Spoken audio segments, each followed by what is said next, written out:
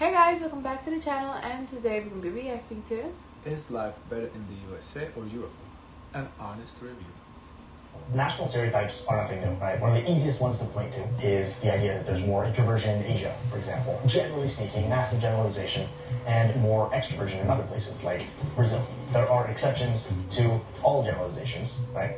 But there's also a grain of truth. You know, the jokes that we make about these sorts of things wouldn't be funny if they were completely inaccurate. If I were to say, oh, the US is a quiet country that is very respectful to all other nations and doesn't make a lot of noise, I lose all credibility, right? You just don't believe me because there's not really a lot of truth to that. Now, while I've already made a few pieces exploring cultural comparisons between different parts of the world, different countries and different regions, I want to dig a little bit deeper this time. Beyond superficial comparisons like, oh, Europeans use air conditioning a lot less than Americans. Yes, produce is a lot cheaper and a lot higher quality in Europe than in the United States because the governments subsidize that sort of thing because people care about it a lot more. And yes, technology is a lot more affordable in the United States, partially because of taxation on imports, but also because as a society, there's more of an orientation towards innovation.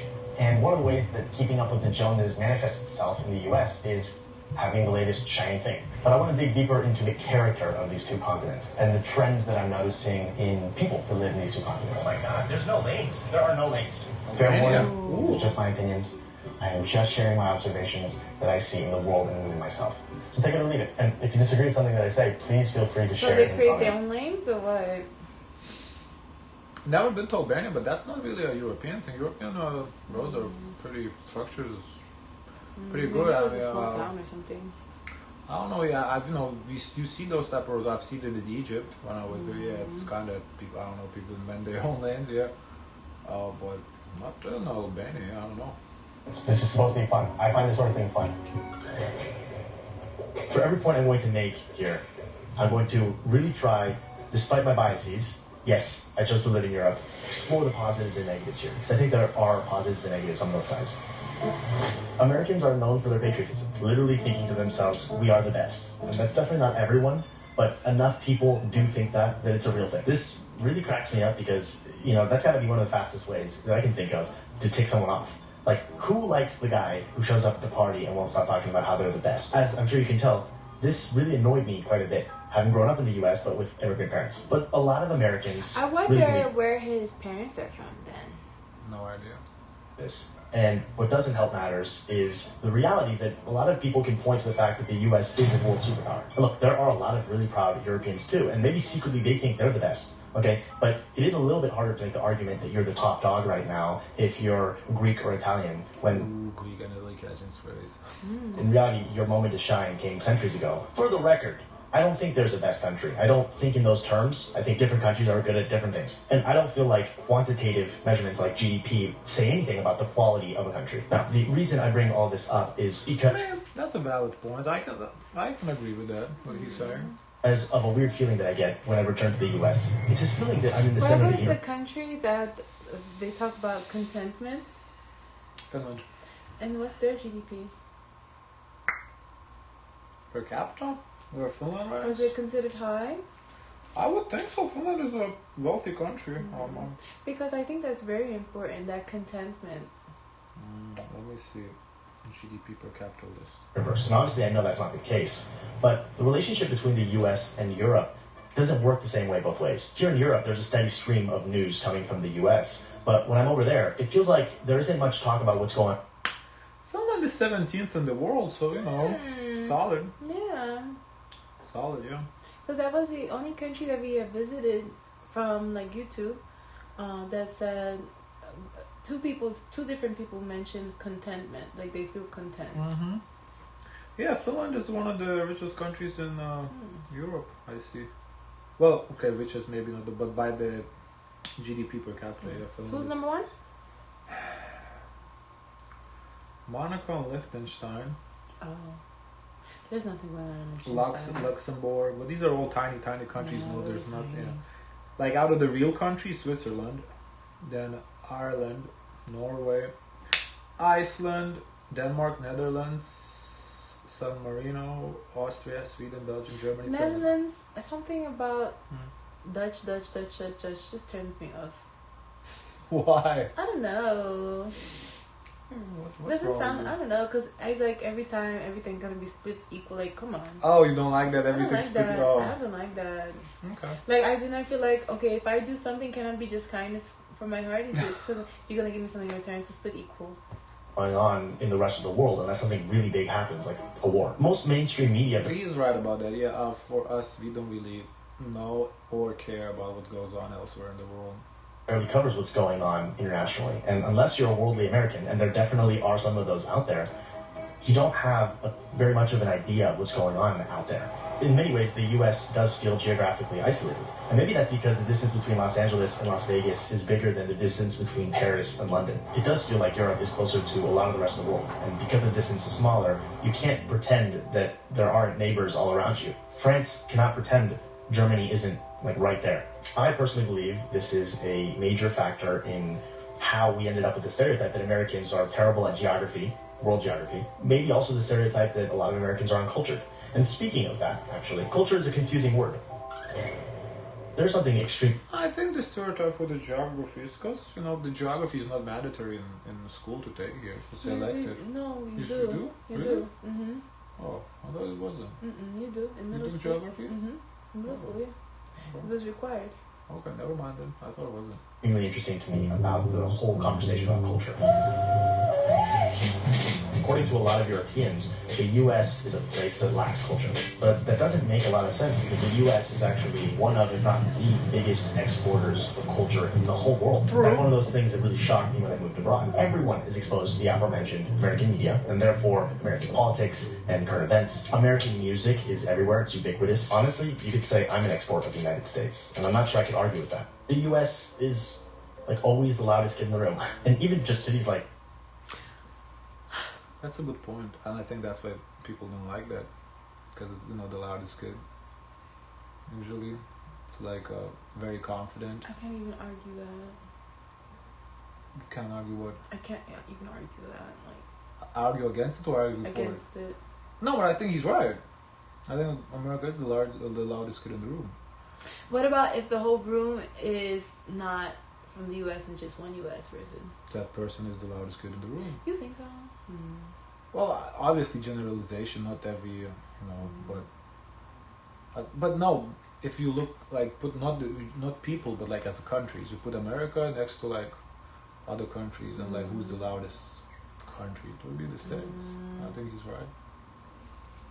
New York are an explosion of art, and it's one city in a giant country. So what are we saying here, really? What are Europeans referring to? I don't think these big mainstream exports are what Europeans are referring to. I think they're talking about what you do on a day-to-day basis and how much that can change from region to region. I'm talking about the customs and traditions that have been passed down for generations, the different regional dishes that come from centuries ago. I'm talking about the superstitions or the different card games or the celebrations that take place that commemorate something that happened before modern-day France or Austria or Italy even existed. Bizarre linguistic quirks, beyond the fact that there's a different language every direction you look. Architecture that changes every few hundred kilometers or miles. Am I suggesting that the U.S. does not have customs and traditions? No, it does. I think about Thanksgiving and Halloween and hot dogs and baseball, the Super Bowl. There are a lot of things. It's a big country.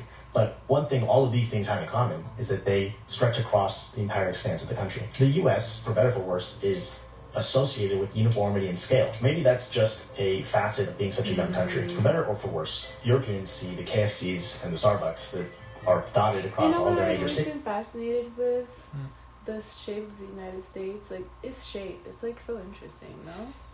It's giving shape and body. And they see that as the mark of the U.S. and how it operates. Now, a lot of Americans know this, and some even criticize this, right? But it's still happening. I just personally have a sinking feeling when I see the same exact strip mall in any state that I might go. And it does feel like the only way I can see the same thing in Hungary and Spain is if I go to a major chain, a lot of which are American. Again, maybe this is because of size. A 4-hour train ride can take you to any one of like 7 countries in Europe, and you're lucky if a 4-hour flight will take you outside of the U.S. And I think a lot of Europeans take pride in this cultural richness, the density of different things going on. Being able to go to a different place so easily and not understand a word. One major difference for me between Europe and US is the language element. And I know I care about this more than most people, but I do think it has an impact on your experience of each place. And it's one of the main reasons why I moved to Europe. Yes, you have all kinds of language diversity in places like Miami and New York, which is really cool. But overall, English will do the job in the US. That's really not the case in Europe. Yes, English is the most international language, but still to this day, not being able to speak French when you're in France means you are not having the full French experience. That's just how it is. And honestly, I love living in a world where there are many different languages and many different ways to say things. What's interesting is how he's filming this. Like, he finds like a mirror. It's like, okay, I can film here. He's very artsy and creative. Yeah, that's his style.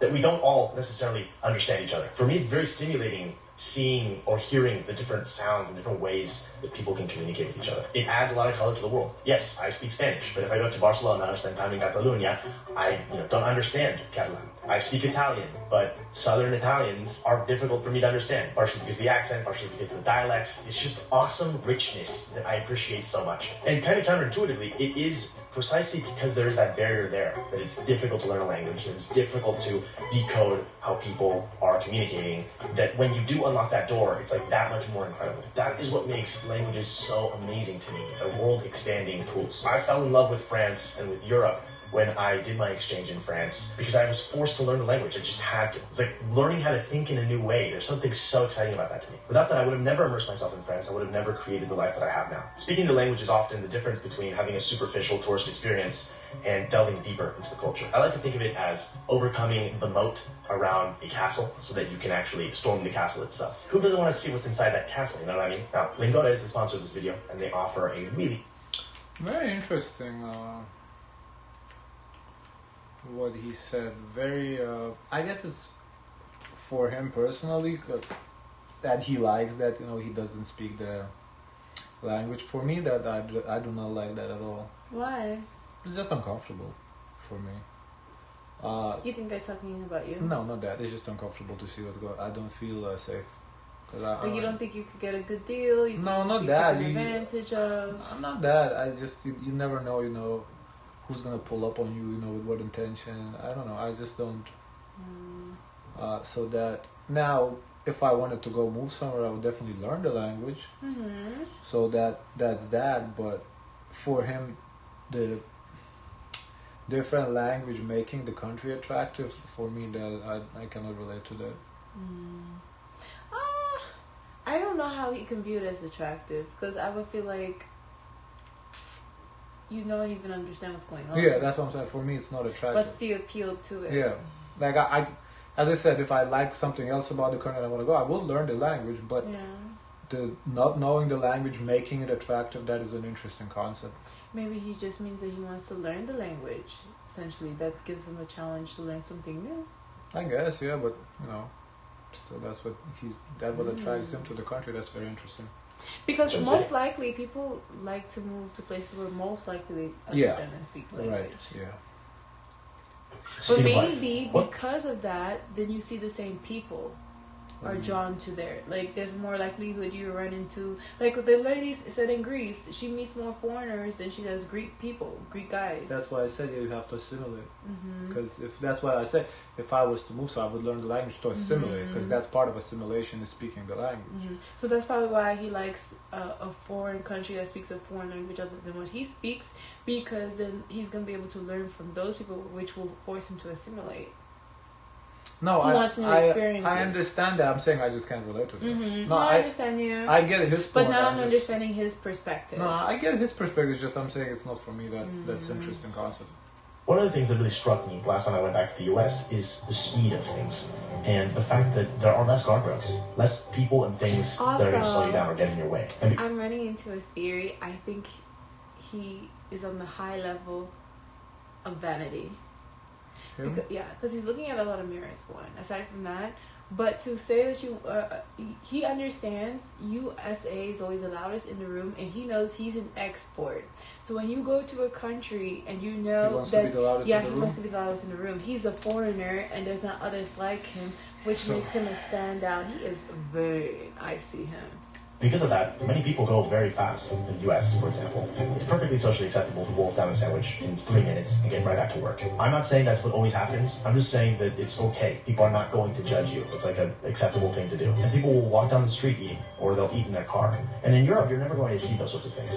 Or if you do, it's like extremely rare. I don't know. I can't remember ever seeing it personally. These things are not okay. They're looked down upon. In exactly the same way that smoking is looked down upon in the US, which goes to show you human beings are willing to draw different lines in the sand. Europeans will tell you it's not healthy, right, to eat that fast, it's rushed. But it goes beyond that. It feels almost morally wrong. I don't know. I always ate quick.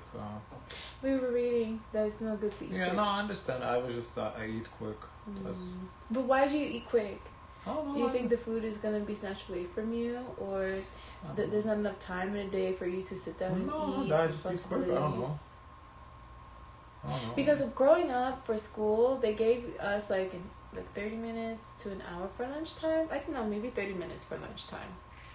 So maybe we were trained to kind of like eat at a certain pace because, you have to hurry, you have class after this. I mean, 30 minutes, that's a lot of time to eat. No, because you have to go in the line, wait in the line, get the stuff, go sit down.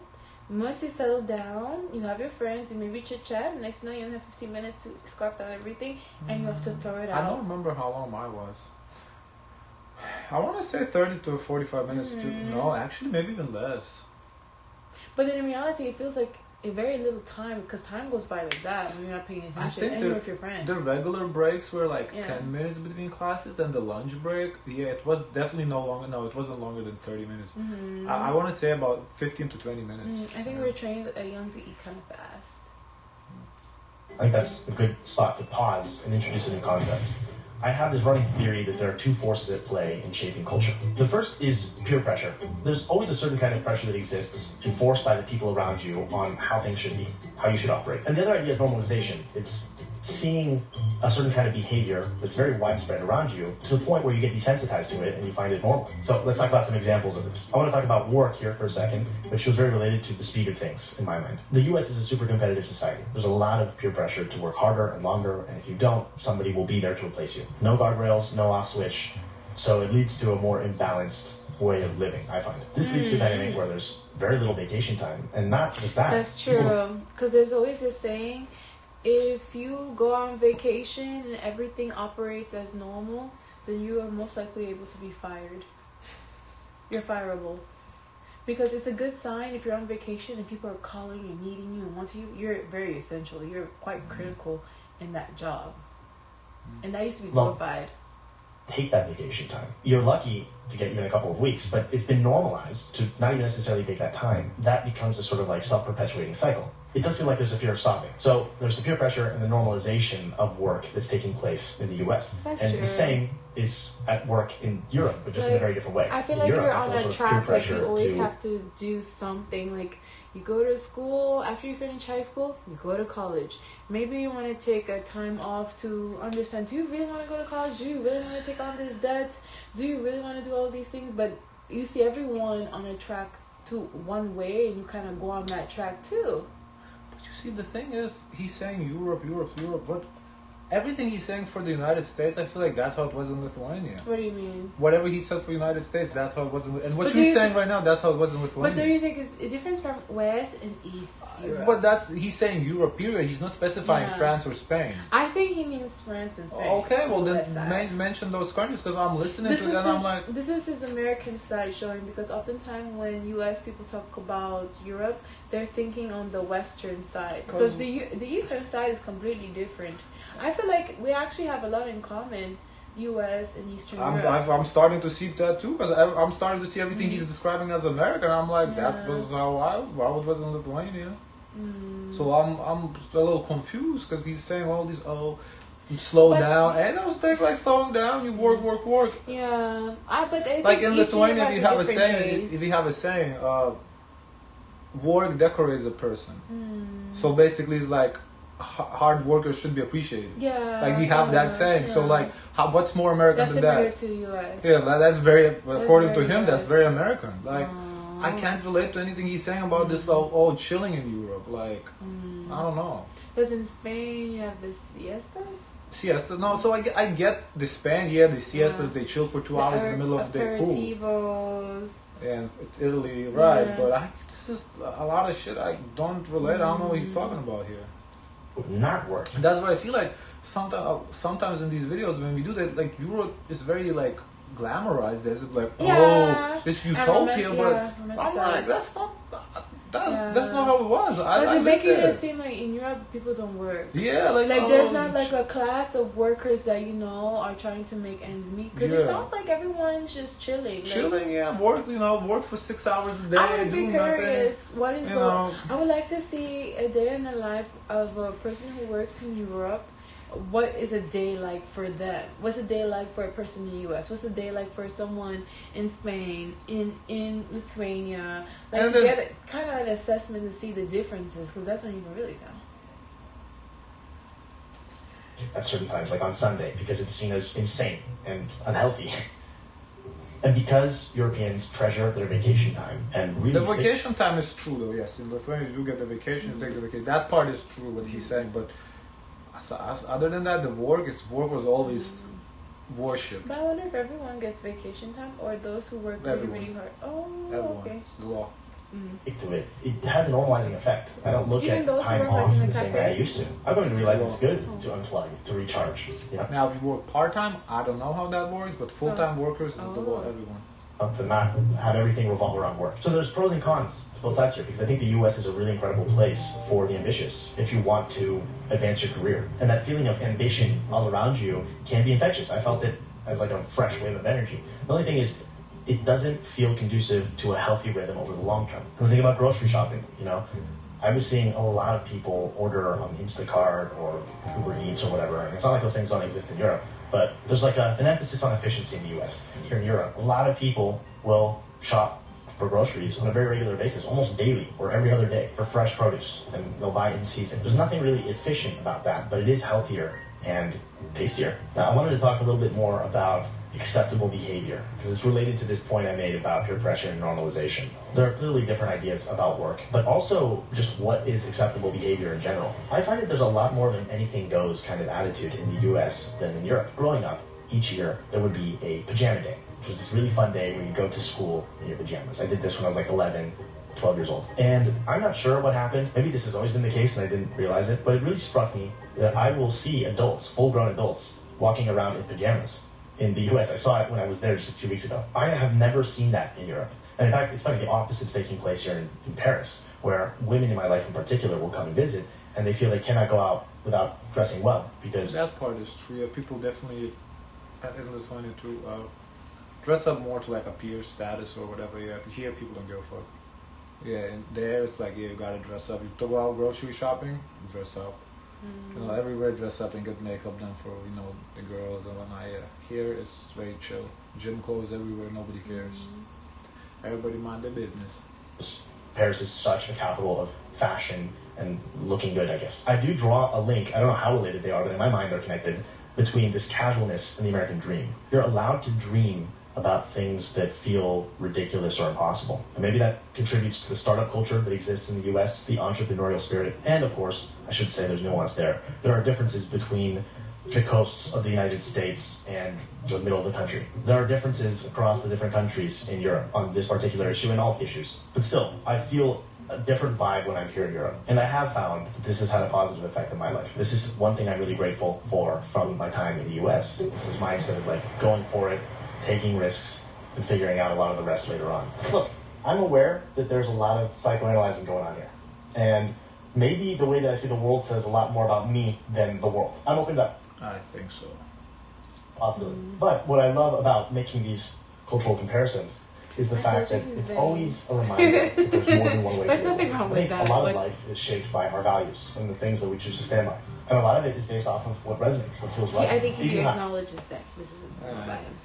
Guys, of course, let us know your thoughts. Don't forget to like, comment, and subscribe. Join the Discord. And always, share as much kindness as possible.